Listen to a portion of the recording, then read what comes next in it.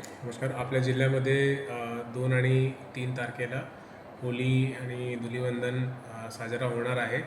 तर मी प्रत्येक गोंदियावासियांना या निमित्ताने शुभेच्छा देऊ इच्छितो आणि च्या मार्फत एक संदेश देऊ इच्छितो की आपला सण साजरा करताना कोणत्याही प्रकारे दुसऱ्या समाजाला किंवा दुसऱ्या लोकांना त्याचा त्रास होऊ नये, याच्यासाठी लोकांनासुद्धा याच्यामध्ये जिम्मेदारी घ्यावी लागणार. प्रशासन याच्यासाठी सज्ज आहेत.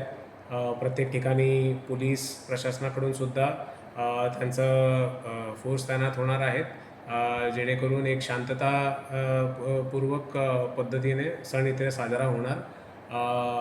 लोकांना रिक्वेस्ट असणार आहेत की तुमचा निदर्शनास जर कुठेही तुम्हाला वाटत असेल की एखाद्या गैरप्रकार होत असेल, कोणी अवैध दारू विकत असेल किंवा मुलींचा किंवा महिलांचा छेडछाड होत असेल, तर हे प्रशासनापर्यंत तुमचीसुद्धा जबाबदारी असेल ते माहिती पोहोचवणे.